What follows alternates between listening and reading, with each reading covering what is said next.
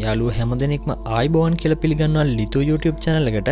ඔන්න අපි අදත් අරන් ඇවිත් තියෙනවා කොනන් ඩොයිල් මහත්මයා ලියපු ඒ වගේම චන්දන වෙන්නිස් මහත්මයා සිංහලට පරිවර්තනය කරපු කුතුහලයෙන් පිරුණු ලස්සන කතාවක්. හරි එහෙනම් අද කතාව තමයි භීෂණයක් කියන පොතේ තියෙන බිෂොප් ගේට් මැණික් හොරකම කියන කතාව. කලින් කතාවල් වගේ නෙමෙයි අද කතාවේ පොඩි විශේෂත්වයක් තියෙනවා. කතාවේ මැදට යද්දී ඔයාලට හම්බ වෙනවා පොඩි ප්‍රහෙලිකාවක්. පුංචි try එකක් දීලා බලන්න ඔයාටත් මේ ප්‍රහෙලිකාව විසඳන්න පුළුවන්ද කියලා. ඒත් එක්කම පුංචි අහිංසක ඉල්ලීමක් තියෙනවා. පහලින් තියෙනවා නේද subscribe button එක. පුළුවන්කමක් තියෙනවා නම් අන්න ඒ බටන් එකත් ඔබලම අපිත් එක්ක කතාව අහන්න එකතු වෙන්න. හරි. කවුද මේ අද කතාවේ හොරා? කොහොමද මංකොල්ලේ සිද්ධ වෙන්නේ? හෝම්ස් කොහොමද මේ සිද්ධිය විසඳන්නේ? එහෙනම් වැඩි කතාවක් නැතුව අපි යමු කතාව පැත්තට.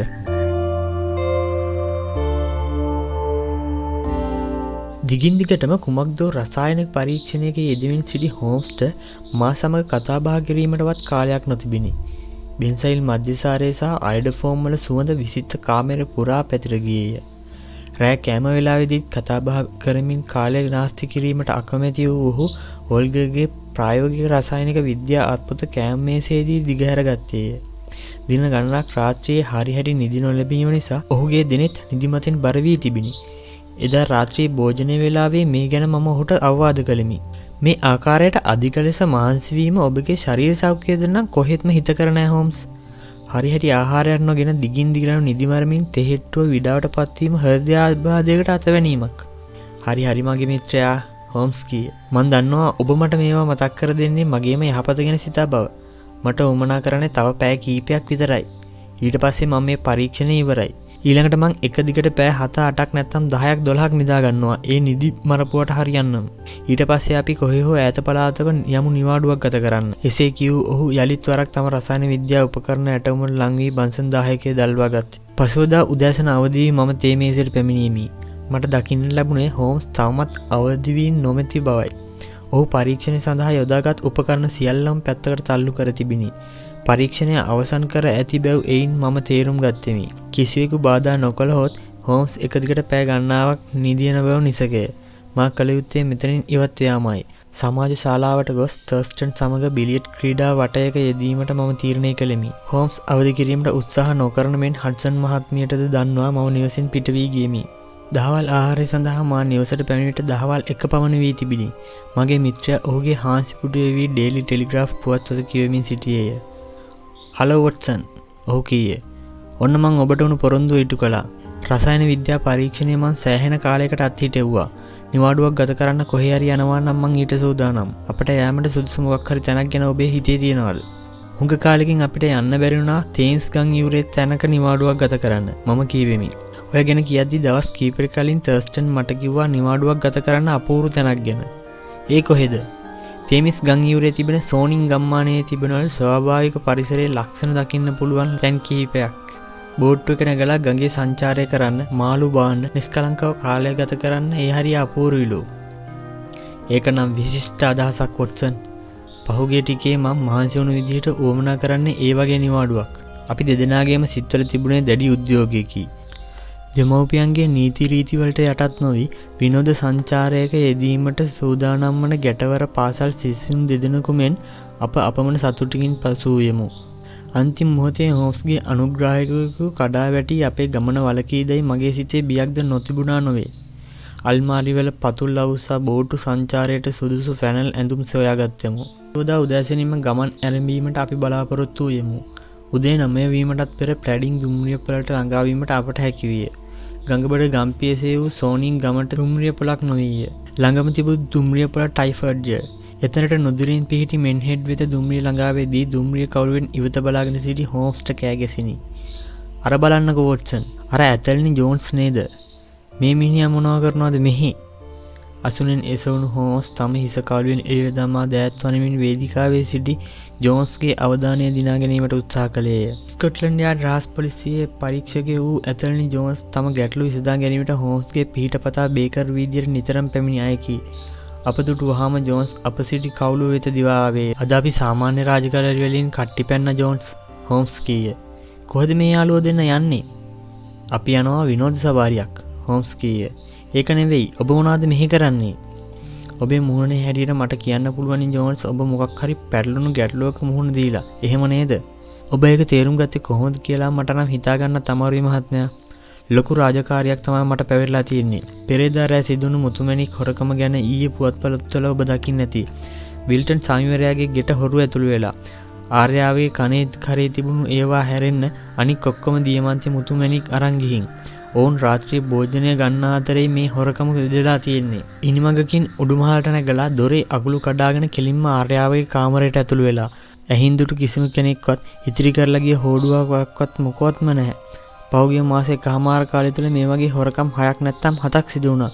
හරියට සතියකට එක ගානේ වගේ. මුලින්ම මේ විදියට හොරකමක් වුණේ සර්වේ ප්‍රාන්තිය වෝගින් වල.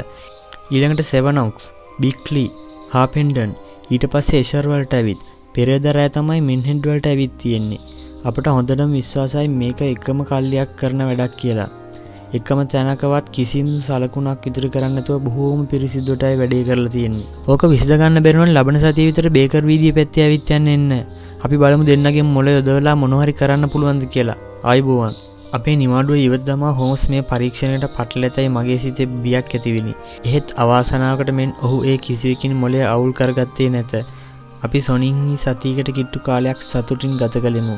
තේමිස් ගඟේ බෝට්ටු සංචාරයක නොයදුණු වෙලාවට ඔහු පුවත්පත් කියවින් ඒ වාගේ පළ වූ ප්‍රහෙලිකා විසඳීමට කාලය ගත කළේය. අප ලන්ඩනය බලා ආපසු යාමට නියමිතව තිබුණේ සඳුදා උදෑසනය. ඉරිදා සන්දෑවේ අපි එලිමහනේ තැබූ සුව පහසු ආසුන් දෙකට වී දුම්පානය කරමින් සිටියෙමු. අප ලැබුම්ගත් වින්ඩසර් හෝටලේ පිහිටා තිබුණේ අවට ප්‍රදේශයෙන් පහසුවෙන් දැකිය හැකි කඳු මුදුනකය. එක් පසකින් තේමිස් නදියේ නිල්වන් ජලකඳ ගලා බැස්සේ කිසිදු ශබ්දයක් නොනගිමිනි. අනෙක් පසින් සොනින් ගම්මානය පමණක් නොව තරමක් ඈතින් පිහිටි කඩමණ්ඩිද අපට දැක ගැනීමට හැකිවේය. මෙන්හෙඩ්වල හොරකල්ලිය අල්ලාගත් බවක් මම නම් පත්තර දුටුවේ නෑ. වොට්සන්, ඔබටවත් ඒ බවක් දකින්න ලැබුණද?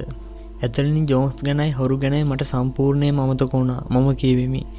ඔබ ගෙන්නුව පුවත්පත් මං ඒ තරම් හොඳින් කියුවේ නෑ. ඒක ඇත්තයි මගේ හිතවත් මිත්‍රයා. ඔබ පුවත්පත් අතට අරගෙන සැප පුටුවරලා ගඟ දිගේ hama යන සීතල සුළඟේ පහස විඳින්න නිදාගත්තා. එහෙම නේද? නිවාඩුවක් ගත කරනවා කියන්නේ ඒකටනේ. මම කියවෙමි. මං දැක්කා ඔබ නම් පත්තර පිටු කීපයක්ම දිග අරගෙන කොටු ඇඳලා අකුරු ලියමින් යලි කුරුටු ගාමින් ප්‍රේලිකා විසඳනවා. ඒකත් නිවාඩුවක් ගත කිරීමට හොඳ ක්‍රමයක්. එහෙම නේද මිත්‍රයා? කොහොම වුණත් මං යෙදුණු කටයුත්ත ඔබ රහසේම නිරීක්ෂණය කර ඇති බවයි පෙනෙන්නේ. හෝම්ස් කීවේ හඬ නගා සිනාසෙමිනි. පසුවදා උදේ අප ලන්ඩනයට පැමිණි දුම්රිය පැඩින්ටන් දුම්රිය ස්ථානයට ළඟා විය. ඇතල්නි ජෝන්ස් වෙත වහාම විදුලි පුවතක් යැවීමට මගේ මිත්‍රයාට උවමනා විය.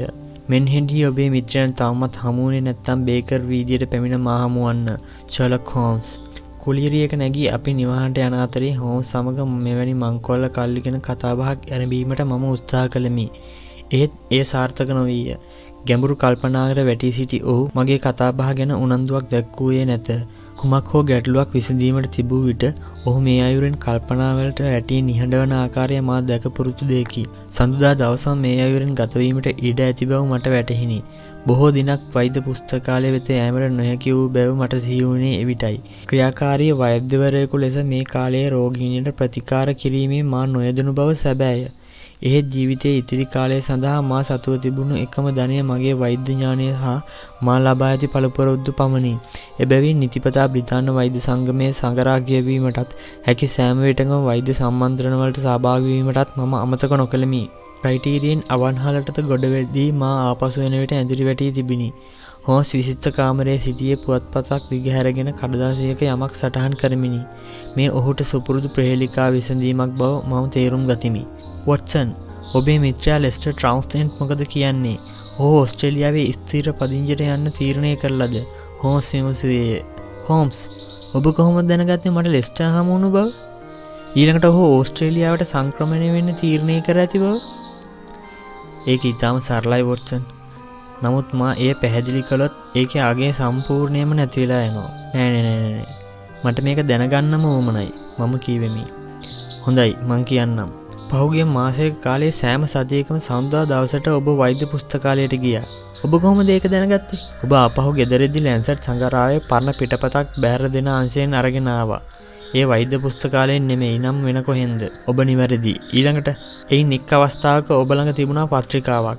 ඒ ඕස්ට්‍රේලියාවේ දේශගුණික තත්ත්ව ජනතාව හා භූගෝලීය තොරතුරු සඳහන් පත්‍රිකාවක්.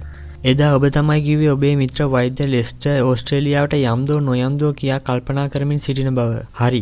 ඒ එදා. නමුත් අද ඔහු හමු වුණ බව. ඔබේ කබා සාක්කුවේ තිබෙන දෙකට නැමු රෝස පාට පත්‍රිකාවක්. එදා මන් දුටු පත්‍රිකාවත් ඔය වගේමයි. ඔය වර්ණයමයි. ඒ නිසා මේකත් බොහෝ විට ටවුන්සෙන්ඩ් ඔබට දුන්න එකක් විය හැකියි. මගේ නිගමනයේ ස්ථිර කළේ මගේ නාසයට දැනුණු යම් සුවඳක්. ඔබ ක්‍රීටීන් අවන්හලට ගොස් පීරේ පාලනය කොට ඇති බව නිගමනය කිරීමට මට අපහසු වුණේ නැහැ. නිසකවම ඔබෙහි යන්නේ නැත්තේ ටවුන්සෙන්ඩ් සමග. ඔබ කොහොමද එහෙම කියන්නේ හෝම්ස්?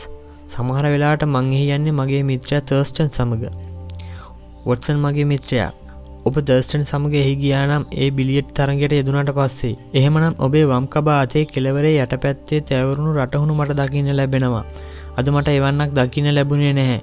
අනික අද සවස් වරුවේ ඔබ දුම්පානය කරන නැති බව මගේ නාසය කියනවා. වෛද්‍ය ටවුන්සෙන්ඩ් බීර ස්වල්පයක් පානය කළත් දුම්පානය පිළිකුල් කරන කෙනෙක්. ඒ නිසා ඔබ කාලය ගත කර තිබෙන්නේ ඔහුත් සමග. ඔබේ නිගමනය සම්පූර්ණයෙන්ම නිවැරදි හෝම්ස්. ඒක නෙමෙයි. ඔබ ඇතල්නි ජෝන්ස්ට යවූ විදුලි පුවතට පිළිතුරක් ලැබුණේ නැද්ද? ඔහු මට විදුලි පුවතක් එවා තිබුණා අද රාත්‍රියේ මෙහි එන බව කියලා. හෝම්ස් කීය. ඔහු කීයට ඒ විදිහ කියලා හිතාගන්න අමාරුයි. ඒ නිසා අපි රෑ කෑම අවසන් කර හිටියොත් ඒක හඩ්සන් මහත්මියට පහසුවක් වේවි. මම ඉක්මනින් ඇඳුම් මාරු කරගෙන හෝම්ස් සමග කෑම මේසයට ඉඳගත්තෙමි. මේ කාරණේ ඔබට කලින් කියන්න අමතක වුණා වොට්සන්. හෝම්ස් කීය. මේ බදාදා සන්ධ්‍යාවරුවේ ඔබ මොකක් හරි වැඩක් යොදාගෙන ඉන්නවද? ඇයි එහෙම ඇහුවේ? මට යන්න තියෙනවා ගවේෂණාත්මක චාරිකාවකට. ඔහු කීය. ඒක මොනාන්ද මේ එකක් වේවිද කියලා මේ මොහොතේ කියන්න අමාරුයි. නමුත් ඒක විනෝදාත්මක එකක් වේවි කියලා මං හිතනවා. බදාදාට මං යොදාගත්ත වැඩ මොකවත් නැහැ. ඔබ සමග එන්න මට බැරිකමක් නැහැ. රැකෑම අවසන් කොට අපි විසිත්ත කාමරයට වී දුම්පානය කරමින් සිටියෙමු. ඇතල්නි ජෝන්ස් පැමිණෙද්දී රාත්‍රී 10 ලං වී තිබිණි. සුබ සන්ධ්‍යාවක් හෝම්ස් මහත්මයා. ජෝන්ස් කීය. ඔබේ විදුලි පුවත නොලැබුණත් ඔබට හමු වෙන්න එන්නමයි මං හිතාගෙන හිටියේ. ඒ කියන්නේ අර හොරකල්ලි ඔබට මෙන්හෙඩ් වලදී තල්ලගන්න බැරි වුණාද? ඒකනේ කියන්නේ හෝම්ස් මහත්තයා. පොලිස් නිලධාරියා පැවසුවේ හෝම්ස්ගේ ඉල්ලීමට අනුව සුරුට්ටුවක් දල්ලා ගනිමිනි. එදා ඔබ දුම්රියේ. මං දුම්රිය පොලේ හිටියේ. ඒ හොරකල්ලිය ගැන කිසියක් නොදැන. දැන් සතියකුත් ගත වුණා මං තවමත් එතනමයි. සැකසහිත මිනිස්සු 7-8 දෙනෙක් අල්ලගෙන අපි ප්‍රශ්න කළා. නමුත් වැඩක් වුණේ නැහැ. උන් නෙමෙයි මිනිස්සු. මේ කොල්ල කල්ලියේ කී දෙනෙක් ඉන්නවද කියලා අපි දන්නේ නැහැ. නමුත් වැඩේ නූලටම කරනවා කෙස් ගහක ප්‍රමාණය සලකුණක්වත් ඉතිරි නොකර. මං ඒක ඔබට කලිනුත් කිව්වනේ. හොරකම කරද්දී අතටම අල්ලා ගත්තොත් මිසක් උන් ඇල්ලීම නම් බොරු. උන් ක්‍රියාත්මක වෙන්නේ කොහේ ඉඳන්ද මොන ආකාරයකටද කියලා මට නම් හිතා ගන්නවත් බෑ. මට දැන් සිද්ධ වෙලා තියෙන්නේ පරාජය බාර අරගෙන දෙපැත්තකට වෙන්නයි. ඔය තරම් ඉක්මනට පරාජය බාර ගන්න එපා ජෝන්ස්. හෝම්ස් කීවේ මද නිහඬතාවයකට පසුවය. මතක නැද්ද ඔබ ශ්‍රීමත් ජේම්ස් ගාඩ්නර් අභිරහස විසඳූ හැටි? එතකොට ට්‍රැවොල්ටා මිනිමෙරුමේ අපරාධකාරයන් අල්ලාගත් හැටි? අපට තිබුණු හෝඩුවාවල් ඉතාම ස්වල්පයක් පමණයි. නමුත් ඒවා ඔබ සාර්ථකව විසඳුවා. හෝම්ස් මහත්මයා. ඒ හැම එකක්ම සාර්ථකව විසඳුවේ ඔබ කියලා කිව්වොත් වඩාත් නිවැරදියි. ජෝන්ස් කීය. හොඳයි. දැන් ඒවා අමතක කරලා දාන්න ජෝන්ස්. මම මේ කියන කාරණා හොඳට හිතට ගන්න. මට විශ්වාස කටයුතු මාර්ගයකින් මේ කාරණය දැනගන්න ලැබුණා. මොකක්ද?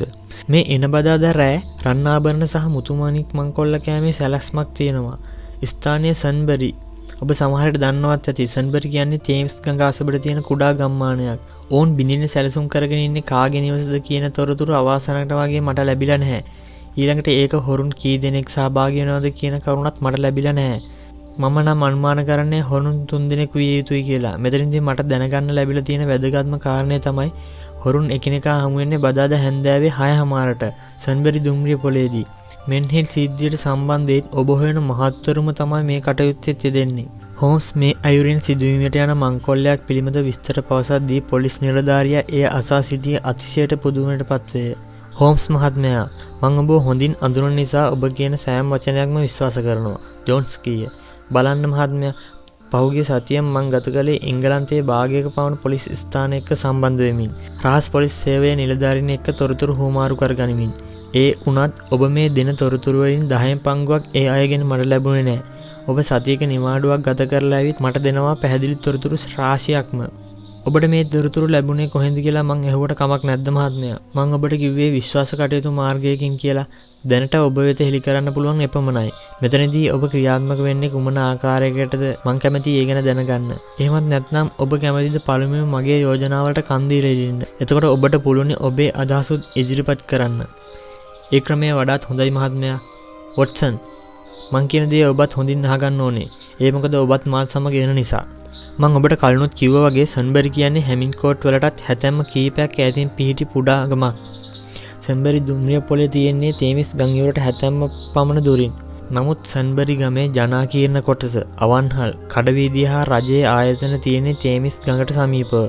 එතකොට ඔබට හිතාගන්න පුළුවනි සන්බරිහි ප්‍රධාන කොටසේ ඉඳලා දුම්රිය පොළ දක්වා වෙන තරමක් පුළුල් පාරක් තියෙනවා. රාත්‍රී කාලයට මේ පාරේ ආලෝකයේ තත්ත්වය නම් ඉතාමත් අයහපත්. මේක කොයිතරම් සංචාරකයන් ගැවසෙන පළාතක්ද. ඒ වුණත් කැඩී බිඳීගේ ගෑස් ලාම්පු අලුත් වැඩියා මෑත කාලයකට කරලා නැහැ. දුම්රිය ස්ථානයට ළඟින් රේල් පාර අනික් පැත්තේ ගෙවල් ගමනාවක්ම තියෙනවා. මේවා කුඩා ගෙවල්. ඒ හින්දා අපිට ඒව ගැන වැඩි අවධානයක් යොමු කිරීමට අත්‍යවශ්‍ය නැහැ. එදා මෙන්හෙඩ්ඩි හමු වුණ වෙලාව ඔබ කිව්වා ගෙවල් බිඳු 5ක් හෝ 6ක් සිදු වී ඇති බව.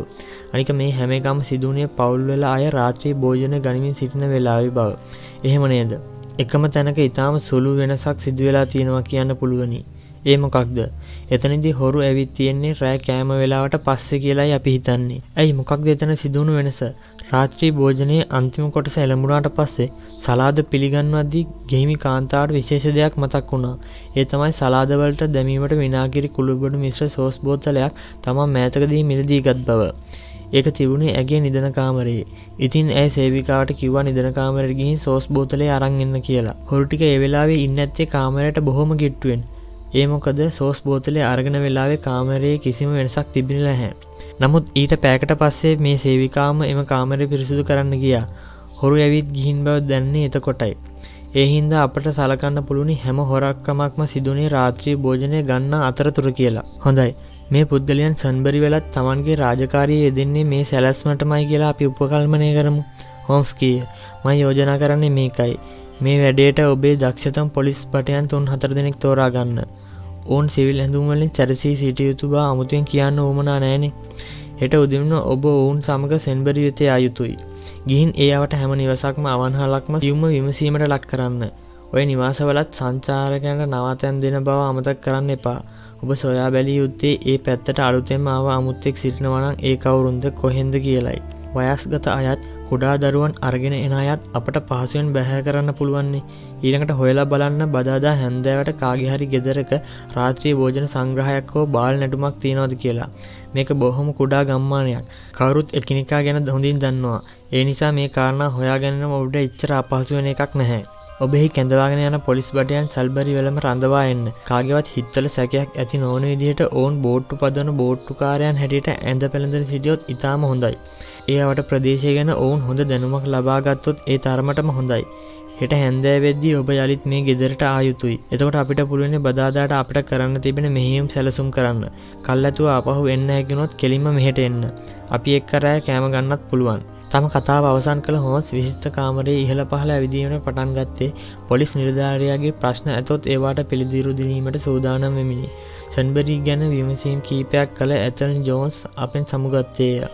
හෝම්ස් මම කිව්වෙමි බදාදා අපට යන්න තියෙන ගමන ගැන මටත් තියෙනවා ප්‍රශ්න කීපයක්. මං ඒවා ඇහුවට කමක් නැද්ද? අහන්න මිත්‍රයා අහන්න. ඔබට මගෙන් උදව් අවශ්‍ය වන්නේ බදාදා හවස කීයටද? ඒක තමයි පළවෙනි ප්‍රශ්නය. ඊළඟ එක අපි දෙන්න යන්නේ කොහෙටද? 3 එතනට ගිහින් මොනවද අපිට කරන්න තියෙන වැඩ? බොහොම හොඳයි වොට්සන්. මෙන්න ඔබ ඉදිරිපත් කළ ප්‍රශ්න වලට පිළිතුරු. අංක 1 හවස 3ට. අංක 2 හැමිල්ටන් කෝට්. අංක 3 ඔරු පැදීම. හරිද? සතියක කාලයක් කලින් නිදා ගැනීමටත් හොඳ විවේකයක් ගැනීමත් නිසා මට දැන් හරි ඉක්මනට නිදිමත වෙනවා. පහුගිය දවස්වල මම විවේක කාලයක් ගත කළේ පත්තරවල තිබුණු ප්‍රහේලිකා විසඳීමට. ඒක ඔබ දන්නවනේ. මම විසඳන්න උත්සාහ කළ ගැටලුවක් මෙන්න තියෙනවා. බලන්න ඔබට ඒක විසඳන්න පුළුවන්ද කියලා. ජපානයේ චීනය වගේ රටවල මිනිස්සු මේ විදිහේ ගැටලු විසඳන්න හරි කැමතියි. එයාලා කියනවා මේවා විසඳීමෙන් මොලේ ලොකු සැහැල්ලුවක් ඇති වෙනවලු. ඔබටත් එහෙම සාහනයක් ලැබෙනවද බලන්න. මම යනවා නිදා ගන්න. ඔබට සුබ රාත්‍රියක්. මෙසේ කී මගේ මිත්‍රයා ඩේලි ටෙලිග්‍රාෆ් පත්‍රය මගේ උකුල උඩට විසිකොට තම නිදන කාමරයට වැදී දොර වසා ගත්තේය. ෂර්ලොක් හෝම්ස් සමහර විට ක්‍රියා කරන ආකාරය මට කිසිසේත්ම තේරුම් ගැනීමට අපහසු බව මම මීට පෙරද සඳහන් කර ඇත්තෙමි. ඉදිරියේදී සිදු කිරීමට බලාපොරොත්තු වන කටයුත්තක් ගැන කල්තබා හෙළි කිරීමට ඔහු සෑම විටම අකමැත්තක් දැක්වීය. ඔහු මා මගහැර නින්දට ගිය මගේ ප්‍රශ්නවලට පිළිතුරු දීමෙන් වැළකීමටද? එසේත් නැත්නම් සැබවින්ම ඇති වූ නිදිමතක් නිසාද? තවමත් තරම් රැය බෝ නොවුණු නිසා මා අතරපත් පුවත්පතේ වූ ප්‍රහෙලිකා විසඳීමට මම තීරණය කළෙමි. පුවත්පතේ ප්‍රහෙලිකා සහ කාටුන් පිටුවේ ඉඩ මදිකම නිසා දෝ මෙය හැලවී තිබුණේ දැන්වීම සඳහා වූ වෙනත් පිටුවකය. ඔයාලට මතක ඇති මං කතාව පටන් ගද්දිම කිව්ව පුංචි ප්‍රහෙලිකාවක් ගැන. මෙන්න මේ තියෙන්නේ ඒ ප්‍රහෙලිකාව. පොඩි try එකක් දීලා බලන්න ඔයාලට මේ ප්‍රහෙලිකාව විසඳන්න පුළුවන්ද කියලා. ඔයාලා මේ ප්‍රහෙලිකාව විසඳුවා කියන්නේ ඔයා මේ අභිරහස විසඳන්න සාර්ථක මුලපිරුව කියන එක. හරි එහෙනම් අපි ආපහු යමු කතාව පැත්තට. මෙම අකුරු ප්‍රහෙලිකාව විසඳීමට මම පැය දෙකකට අධික කාලයක් ගත කළෙමි. එහෙත් ඒ සාර්ථක වූයේ නැත. මෙවැනි ප්‍රහෙලිකා විසඳීමෙන් මොළයට විවේක සුවයක් ලැබෙන බව ජපන් ජාතිකයන් පවසා තිබෙන බව හෝම්ස් කීය. එහෙත් මේ විසඳීමට උත්සාහ කිරීමෙන් මට දැනුනේ හිසේ කැක්කුමක් සෑදීගෙන එන බවයි. ප්‍රහෙලිකාව ඉවතට දමා මම ඇඳට ගොස් නිදා ගැනීමට උත්සාහ කළෙමි. පසුදා සවස් වරුවේ ජෝන්ස් පැමිණෙන තුරු අපි මග බලා සිටියෙමු. තම සැලැස්ම පොලිස් නිලධාරියා ඉදිරියේම එලි කිරීමට මගේ මිත්‍රයා බලාපොරොත්තු වී සිටියේය. ජෝන්ස් අප නිවසට පැමිණී රාත්‍රී 10ට පමණය. සන්බරි එදා දවස්වල ඔහු කළ කටයුතු ජෝන්ස් විස්තර කළේය. අපි හැම ගෙදරකටම අවන්හලකටම ගානේ ගිහින් විමසීම් කළා. සැක හිතන්න බැරි විදිහේ සංචාරකයන් පමණයි හිටියේ. සැක කටයුතු කිසිම කෙනෙක් ගැන අපට ආරංචියක් ලැබුණේ නැහැ. ගෙවල් වල පැවැත්වීමට නියමිත උත්සව ගැන ඔබ විමසලා බැලුවද? ඔව් හෝම්ස් මහත්මයා. වදදා රාත්‍රී ගෙවල් දෙකක උත්සව දෙකක් පැවැත්වීමට නියමිතයි. මේ ගෙවල් දෙකම තියෙන්නේ සන්බරි සිට හැමිල්ටන් කෝඩ් දක්වා යන පාරේ. එක ගෙදරක ඉඳන් අනෙක් ගෙදරට දුර පර්ලොන් 3ක් පමණ. යාර වලින් නම් 600ක් පමණ.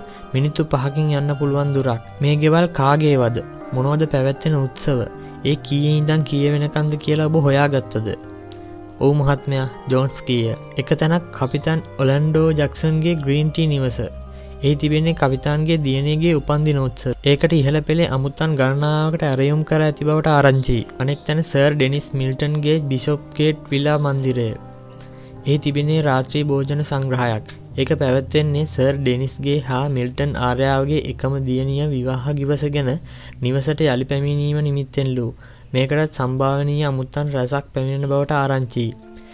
බිෂොප් ගේට් වත්ත හා මැදුර දැනටමත් අලංකාර ලෙස සලසලා. මට දැනගන්න ලැබුණේ එපමණයි. බොහොම හොඳයි. හෝම්ස් පිළිතුරු දුන්නේය. මේ උත්සව පැවැත්වෙන තැන් දෙකේ වටපිටාව ගැන ඔබ වැඩි අවධානයක් යොමු කරන්න නැති. ඔව් මහත්තයා. හොඳයි. මගේ සැලැස්මේ මුල කොටස මං කෙටියෙන් කියන්නම්. හෙට සවස තවත් බටයන් 3 දෙනෙක් අරගෙන ඔබ සන්බරි වෙත යා යුතුයි. හවස 6ට කාලක් වෙනකොට ඔවුන් 3 දෙනා දුම්රිය පොලෙන් මගින් එන ගේට්ටුව අසල සිටිය යුතුයි. එහෙ දැනට කී දෙනෙක් ඉන්නවද? 3 දෙනයි. හොඳයි. ඒ 3 දෙනාට මේ විදිහට උපදෙස් දෙන්න. හෝම්ස් කීය. හවස 6ට කාලක් වෙද්දී ඇඳිලි වැටෙන්න පටන් ගන්නවා. එක්කෙනෙක් ග්‍රීන් ටී මැදුර අසලට වෙලා සෝදිසියෙන් ඉන්න ඕනේ. එක්කෙනෙක් බිෂොප් ගේට් මැදුර ළඟ සෝදිසියෙන් ඉන්න ඕනේ. තුන්වෙනි එක්කෙනා ගෙවල් දෙක අතර පාරේ ඉහළ පහළ ඇවිදිමින් ඉන්න ඕනේ. ඒ කියන්නේ මුර සංචාරයක යෙදෙද්දී කරන ආකාරයට. හොඳ කල්පනාවකින් ඉන්නත් ඕන. මොකක් හරි වැදගත් සිදුවීමක් උනේ නැත්නම් මේ අය රෑ 11ට සම්බරි දුම්රිය පොළට ආයුතුයි. ගෙවල් දෙකෙන් කොයි එකකට හරි හොරු ආබව පෙවුනොත් මොකද්ද කළ යුත්තේ? එහෙම බවක් දුටුවොත් ඒ ගෙදර පරීක්ෂාවට රඳවන එක්කෙනා හෙමින්ම එතන මගහැර ගිහින් අනික් දෙන්නාත් කැඳවාගෙන හොරුවා ගෙදරට යලි පැමිණිය යුතුයි. ඊළඟට හොරුන් අල්ලා ගැනීමට ඔවුන් සම්පූර්ණ උත්සාහය යොදන්න ඕනේ. මමත් දොස්තර වොට්සනුත් හෙට යනවා හැම්ප්ටන් කෝට් වෙත. අපි තේමිස් ගඟේ සවාරියක යෙදෙනවා. අපි නවතින්නේ සන්බරිහි ඩියුක්ස් රෙසිඩන්ස් හෝටලේ. සවස 6 වෙන්න කලින් අපිට පුළුවන් එතනට යන්න. හවස 6ට ඔබ අප හමු වෙන්න එතනට එන්න ඕනේ. ඊළඟට අපි 3 දෙනා වහාම යනවා සම්බරි දුම්රිය ස්ථානයට. අපේ මිත්‍රයන් එතනදී හමු වෙන්න මම බලාපොරොත්තු වෙනවා. දැන් හැම දෙයක්ම ඔබට පැහැදිලිද ජෝන්ස්? අපරාධකාරයන් දුම්රිය පොළේදී හඳුනා ගන්න අපට හැකි වුණොත් හොඳයි. ජෝන්ස් කීය. එහෙම නැත්නම් ඔවුන් බින්දින්න ඕනේ. අපි සෝදිසියෙන් ඉන්න ගයක් අපිට දුම්රිය පොළේදී ඔවුන්ව හඳුනා ගන්න බැරි වෙලා ඔවුන් ගිහින් වෙනත් ගයක් බින්දොත් මොකද ඇති වෙන තත්ත්වය? ඔබේ කියන කරුණු සම්පූර්ණ ඇත්ත. හෝම්ස් කීය. මං ඒකට එකඟයි. අපේ සැලැස්මේ තියෙන දුර්වලම තැන එතනයි. නමුත් ප්‍රශ්නේ තියෙන්නේ මේ හොරකම ගැන මට කල් තියා දැනගන්න ලැබුණේ ඔබට හෙළි කරන තොරතුරු පමණයි. එයින් උපරිම ප්‍රයෝජන ගන්න අපි උත්සාහ කළ යුතුයි. පොලිස් බටයන් වැඩි ප්‍රමාණයක් සම්භවිත ගෙන යන්න කියලා මං ඔබට කිව්වෙත් ඒ නිසයි. ඒ වුණත් හෙට ඩියුක්ස් රෙසිඩන්ස් හෝටලයේදී හමු වුණාම අපි උත්සාහයක් දරලා බලමු. අපේ ක්‍රියාන්විතය වඩාත් ශක්තිමත් කරගත හැකි ක්‍රමයක්. ඔවුන් ක්‍රියාත්මක වෙන ආකාරයෙන් මට නම් තේරෙන්නේ මොවුන් Tamanගේ වෘත්තියේ ඉතාම දක්ෂ පළපුරුදු අය බව. අඩුම ගණනේ උන්ගේ එකෙක්වත් ඔබට කලින් හමු වී ඇති අය වෙන්න ඉඩක් තියෙනවා. ඒ හින්දා ඔබත් ඔබේ සගයුණුත් සම්පූර්ණයෙන්ම විශ්වාස කරගෙන සිටිය යුතු බව මං අමුතුවෙන් කියන්න ඕමනා නෑනේ. අපි අල්ලා ගන්න සූදානම් වෙද්දිම කුරුල්ලා ඉගිල ගියොත් ලොකු ප්‍රශ්නයක් වෙනවා. පසුදාට කළ යුතු වැඩ සකස් විය යුතු ආකාරය ගැන ජෝන්ස්ගෙන් ප්‍රශ්න ගණනාවක් එල්ල විය. ඒ පිළිබඳ සාකච්ඡා කර අවසන් වෙද්දී මැදියම් රැයටද ලං වී තිබිණි. පොලිස් නිලධාරියා අපෙන් සමුගත්තේ එවිටය. පසුවදා දවල් ආහාරය කල් තබා අවසන් කොට අපි හැමිල්ටන් කෝට් බලා පිටත්ව ගියමු. පහසුවෙන් සම්බරි වෙත යා හැකිව තිබියදී මේ ආකාරයෙන් බෝට්ටු පැදීමක් යොදා ගැනීම මම විමතියට පත් වූයෙමි. මීට පෙරද හෝම්ස් මේ ආකාරයෙන් බෝට්ටු කුලියට ගෙන තේමිස් ගඟ පහළට පැද ගිය අවස්ථාවක් හෝ දෙකක් මට සිහි කළ හැකි විය. එහෙත් ඒ අපරාධ පරීක්ෂණයක යෙදීමට ඔන්න මෙන්න කියා සිටි වෙලාවක නොවේ. හැමිල්ටන් කෝට් හි හෝම්ස් කලින් හඳුනන තැනකට අපි ළඟා වූයෙමු. එක් බෝට්ටුවක් කුලියට ගැනීමටයි. එදින රාත්‍රියේ අප බෝට්ටුවේ සන්බරිහි නවතා තබන බැව් කී හෝම්ස් එය පහෝදා උදේ පැමිණ රැගෙන යා හැකි බව කියා ආයතනයට මුදල් ගෙව්වේය. කලබලයක් නැතුව බෝට්ටුව හෙමින් සැරේ පැදගෙන ගියත් අපිට පුළුවනි හැන්දෑවේ 5 වෙනකොට සම්බරි වලට ළඟා වෙන්න. මගේ මිත්‍රයා කීය. හැතැම්ම 3ක දොරක්නේ තියෙන්නේ. ඒ නිසා ජෝන්ස් හෝටලයට එන්න කලින් තේ ටිකක් බීලා ඉන්නත් අපිට හැකි වේවි. ඒ ඉතින් අද මහා වැස්සක් කඩා නොවැටුනොත් තමයි. සම්බරි ප්‍රදේශයේ තේමිස් ගඟ දෙවස ඇති සුන්දරත්වය ගැන අමුතුවෙන් කීම අනවශ්‍යය. සැප්තැම්බර් මාසයේ අන්තිම කාලයේදී එය වඩාත්ම මනරම් බව කිව යුතුය. අපේ බෝට්ටු සංචාරයේ වේගය තවත් අඩුකොට එම සිරි නැරඹීමට මගේ කැමැත්තක් තිබිණි. එහෙත් අප තවත් ප්‍රමාද වූවොත් ඇතලිනි ජෝන්ස් පැමිණීමට පෙර තේ පානය කිරීමට ඉඩක් නොලැබෙන බව හෝම්ස් මට මතක් කළේය. හෝටලයට ළඟා වූ වහාම කෑමට යමක් හා කෝපි කෝපයක් ඉක්මනින් ගෙන එනමෙන් හෝම්ස් සේවකයකට නියම කළේය. අපි කෙටි ආහාරයක් ගෙන කෝපි බී අවසන් කොට පයිප්පේද දල්වා ගතිමු. බිත්ති ඔරලෝසුවේ සවස 6 නාද වෙද්දී ජෝන්ස් අපේ ඉදිරියට පැමිණියේය. අපි වහාම හෝටලෙන් පිටත් වීමු. ඔන්න ඔබ කිව් විදිහට හැම දෙයක්ම සූදානම් හෝම්ස් මහත්මයා. ජෝන්ස් කීවේ අප ප්‍රධාන පාරෙන් බැහැර වී ගම්මානයේ දෙසට ඇවිද යද්දීය. බොහොම හොඳයි හෝම්ස් කීය. මම ඔබට කිව්වනේ අපේ ක්‍රියාදාමයේ දුර්වලම තැන ශක්තිමත් කරගන්න අයුරු පසුව මම ඔබට කියන බව. මම ඒක ඔබට පෙන්වා දෙන්නම්.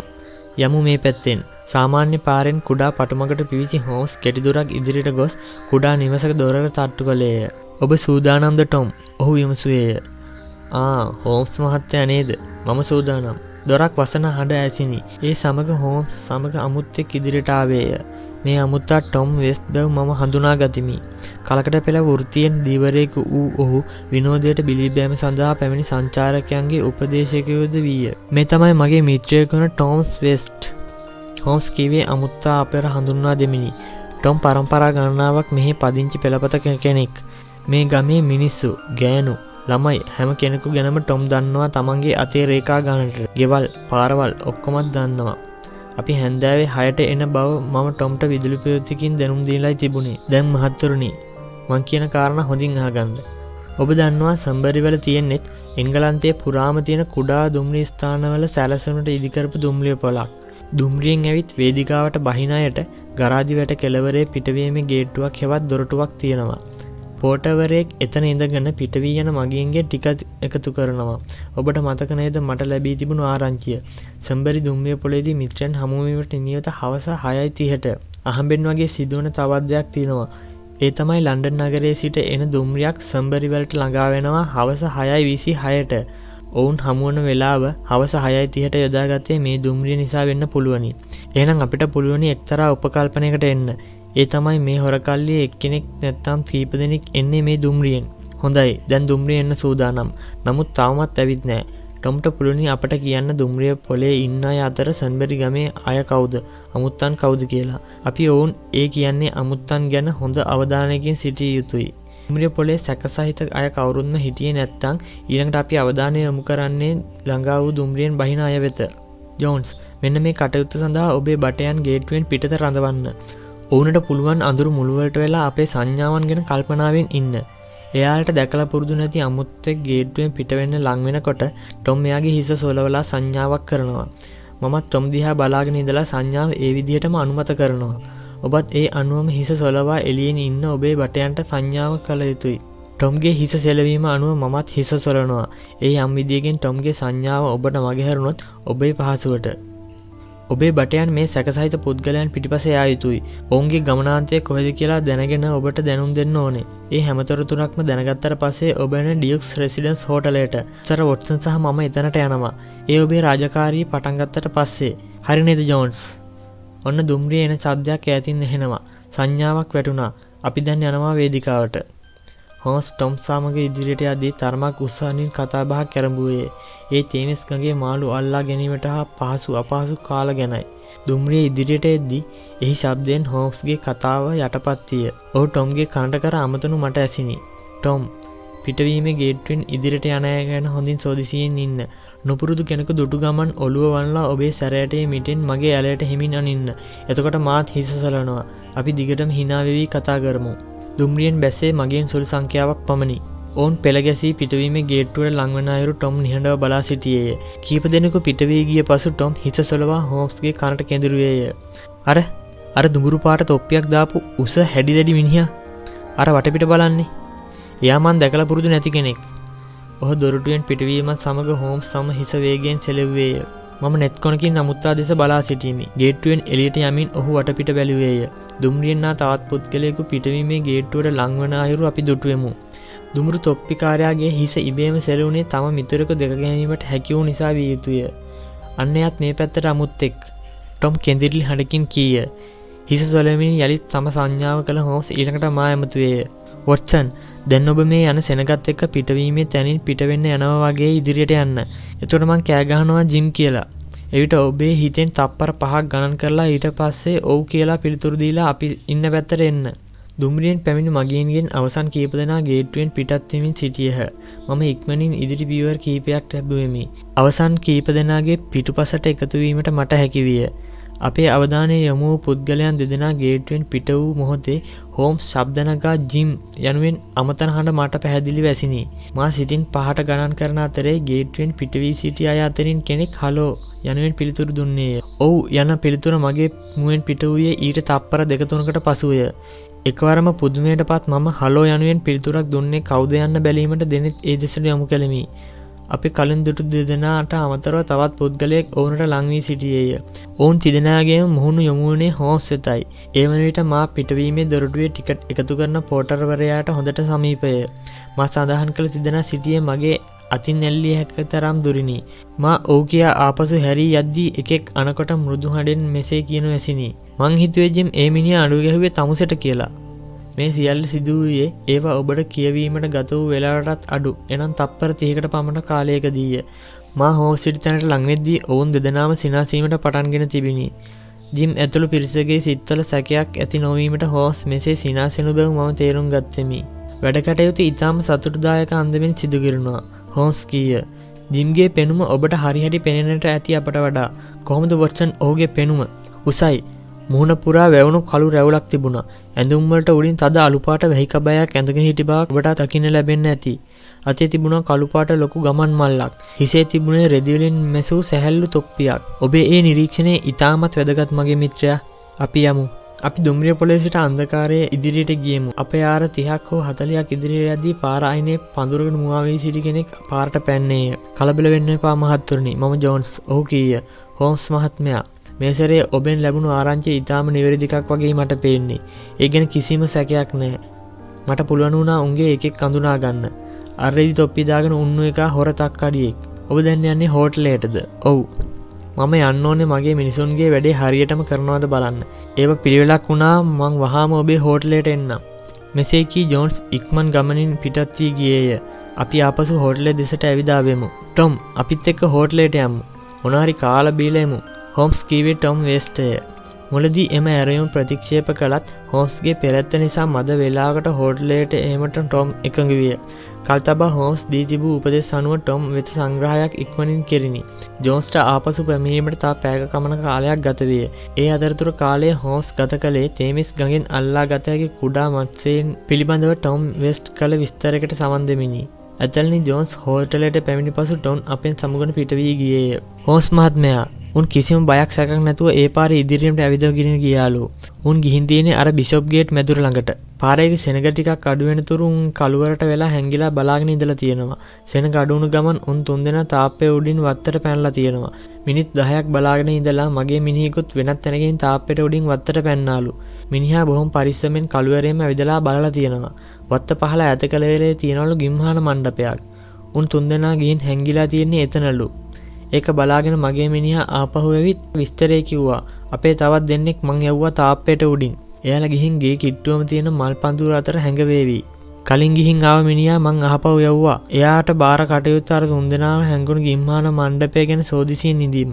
ජෝන්ස් අපේ රාජකාරිය කීයට විතර පටන් ගත්තොත් හොඳයි කියලාද ඔබ හිතන්නේ? හෝම්ස් මහත්මයා ඔබ හොඳයි කියන වෙලාවක මං කැමතියි.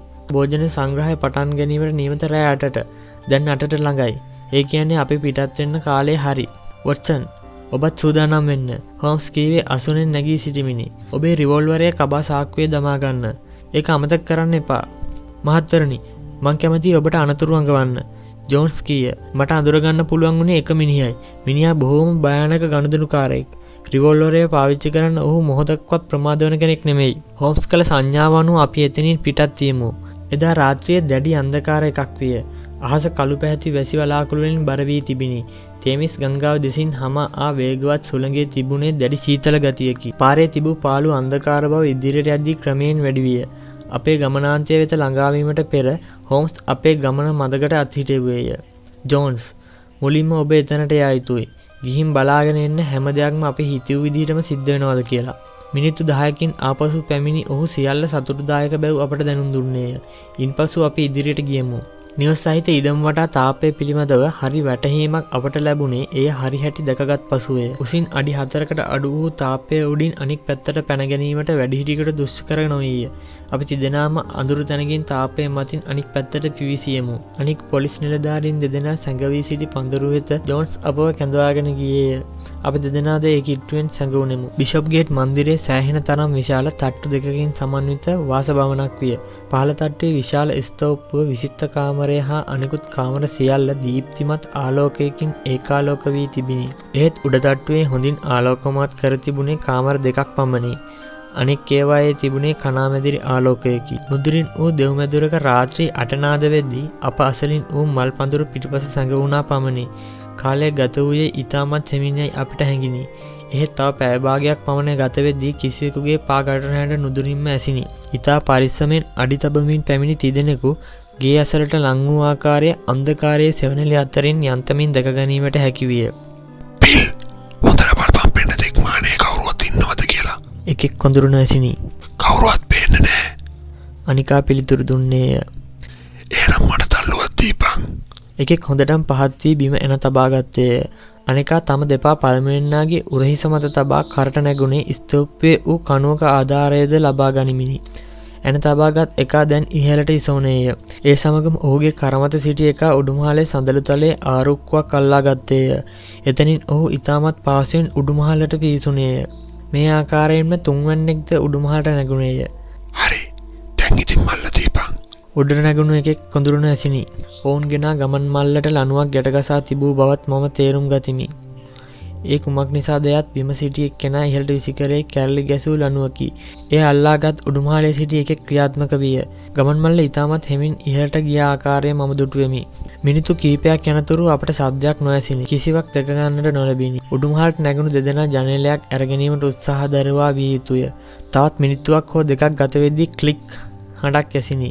ඒ ජනේලයේ අකුරු විවෘත වූ හඬය. ඒ සමගම ඇසුණු සියුම් ශබ්දය හොරුන් දෙදෙනා නිවස තුළට රිංගූ හඬ විය යුතුය. ඊළඟට සිදුවන්නේ කුමක්ද? මම කැළඹුණු සිතෙන් බලා සිටිමි. නාට්‍යයේ මීළඟ ජවනිකාව ආරම්භෙන්නේ කෙසේද? ඊට කොපමණ වේලාවක් ගත වේද? එහෙත් ඒ සඳහා වැඩි වේලාවක් බලා සිටීමට අපට සිදු නොවිනි. නිවසෙන් මදක් පිටිපසට වී බිම සිටි එකා දිගින් දිගටම නෙත් යොමු කළේ පහළ තට්ටුවේ ජනේලය වෙතයි. මා ඒ පැත්ත බලා සිටියදීම පඳුරු අතරේ අඳුරු සෙවණැලි අසලින් කිසිවෙකු නැගී සිටියේය. ඔහුගේ ඡායාව බිම සිටි හොරා වෙත ලං වූයේ කිසිදු ශබ්දයක් නොනගමිනි. තවත් පුද්ගලයෙකුගේ ඡායාවක්ද ඒ අඳුරේම එතනට ලං විය. එකවරම බිම සිටි හොරාගේ දෙපසින් ගිය දෑත් ඔහුගේ කට තදින් මිරිකාගෙන දැඩිව ග්‍රහණය කරගත් බව මම පැහැදිලිව දුටුවෙමි. හොරා මරු විකල්ලෙන් මෙන් දඟලද්දී එතනට ඇදුණු දෙවැන්නා හොරාගේ කකුල් දෙකෙන් අල්ලා ඔසවාගෙන එකිනෙකා පටලා ගත්තේය. ඒ සමගම ඔවුන් එතනින් ඉවත්ව ගියේ බිම සිටි හොරාද කරේ තබාගෙනයි. තවත් තප්පර කිහිපයක් ගත වෙද්දී හොරා රැඳී සිටි තැනට තව කෙනෙක් පැමිණියේය. ඒ සමග හොරුන් ඉහළට නැගුණු තැන ස්තූපයේ සෙවණැලි අතරට තවත් තිදෙනෙකු ඇදුණු අයුරු මම දුටුවෙමි. ඔව්හු අඳුරු සෙවණැලි අතරේ සැඟවුණහ. මිනිත්තු 15ක් පමණ ගත වී ගියේය. මම නොයෙසිල්ලෙන් බලා සිටිමි. නිවස තුළට වැදුණු හොරුන් ඇයි මේ තරම් ප්‍රමාද? තවත් මිනිත්තු 5ක් පමණ ගත වෙද්දී හොරෙක් උඩුමහලේ ජනේලයෙන් එළියට පිවිසෙනු මම දුටිමි. අනිකාද ඒ සමග ආවේය. මෙන්න මේ මල්ල අරගෙන එකෙක් කොඳුරන ඇසිනි. ඒ සමගම ඔහු ලනුව බුරුල් කරද්දී ලොකු ගමන් මල්ල පහතට ආවේය. පහළ සිටි එක ඒ දෑතින් ගෙන ඉවතින් තැබීය. හොරුන් දෙදෙනා පහළට බැස්සේද ඉහළට නැගීමට යොදාගත් ආකාරයටම බිම සිටි කෙකාගේ උරහිස යොදා ගනිමිනි. ඔවුන් දෙදෙනාම පහළට බට වහාම පොලිස් බටයන් කීප දෙනෙක්ගේ ග්‍රහණයට හිර වූයේ හොරුන්ට කිසිවක් හිතා ගැනීමටවත් ඉඩ නොතැබිනි. දෙයියන්ටම ඔප්පෙච්චාවේ. එකෙකුට කියවිනි. ජිම් බිල් අපිව පොලිසියට පාව දීලා වගේයි. ඔකට හෙන්න ගහන්න ඕනේ. අනිකා කීවේ ඔහුගේ දෑතට ඇතලිනි ජෝන්ස් විලංගු දමද්දීය. අපෝයි බිල් ඔහෙලාව පාවලා දුන්නේ නෑ. ඇතලිනි ජෝන්ස් කීය.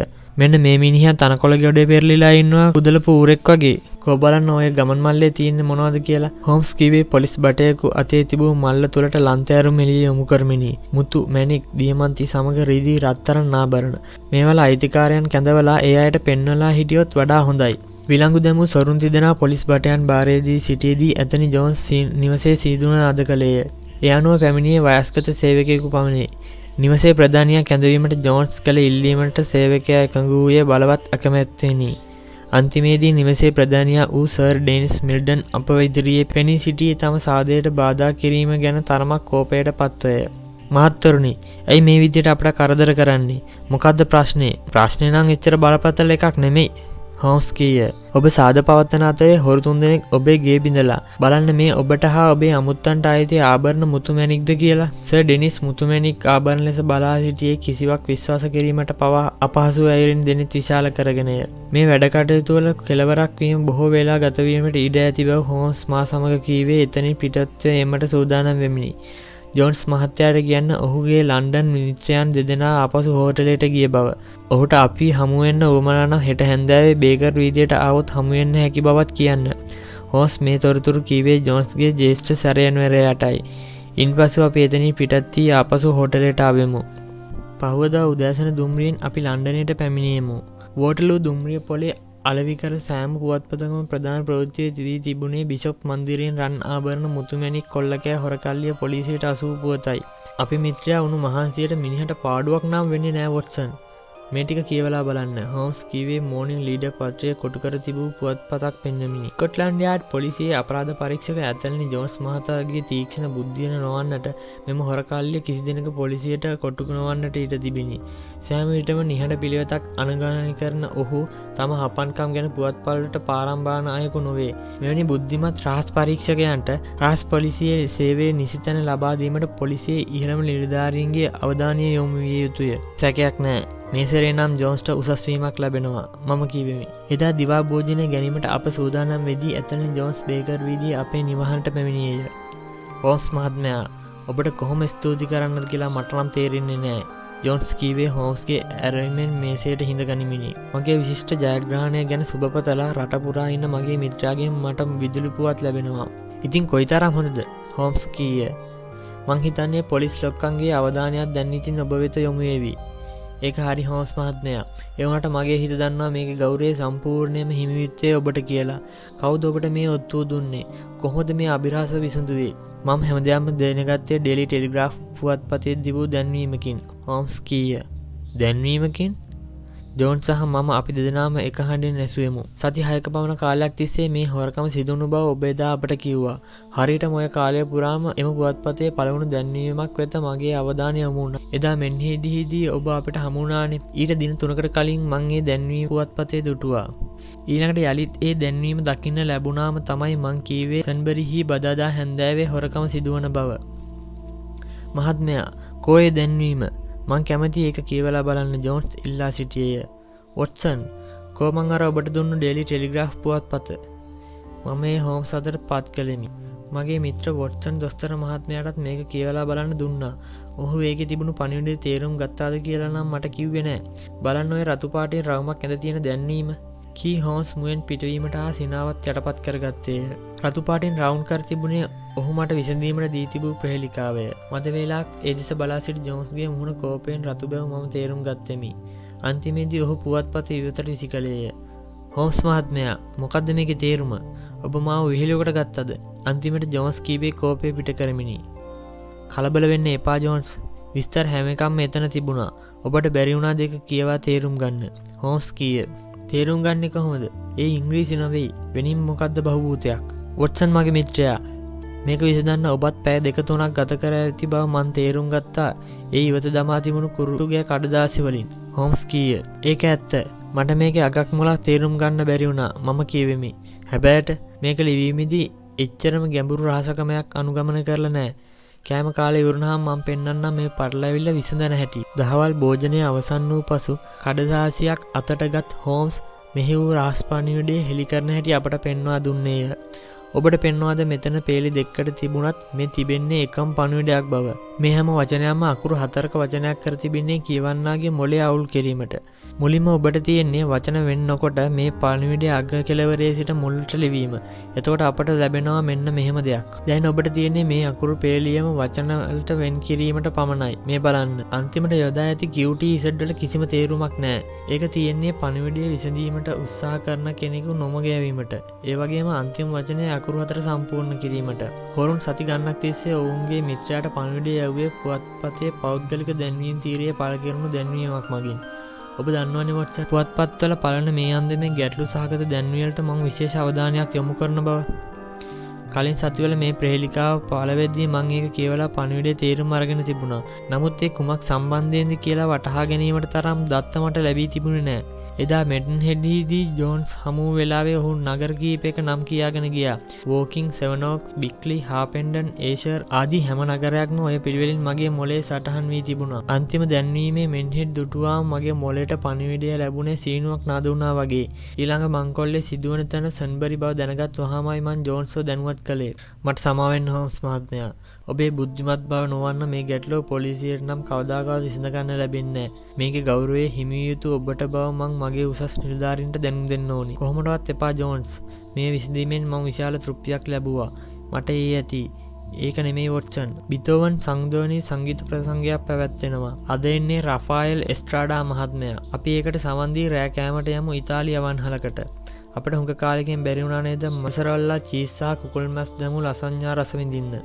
ජෝන්ස් මං ඔබටත් ඇරයුම් කරනවා අප සමග එක් වෙන්න කියලා. ඔන්න ඒ විදිහට තමයි බිෂොප් ගේට් මැණික් හොරකම කියන කතාව අවසන් වෙන්නේ. මොකද හිතෙන්නේ අද කතාව ගැන? කතාව සම්පූර්ණයෙන්ම ඇහුවනම් අනිවාර්යයෙන්ම පල්ලෙහෙන් කමෙන්ට් එකක් දාන්න අමතක කරන්න එපා. ඒ වගේම තවත් කුතුහලයෙන් පිරුණු ලස්සන කතාවක් කරන් අපි ඉක්මනට වෙන්නම්. ඔයාලට සුබ දවසක්.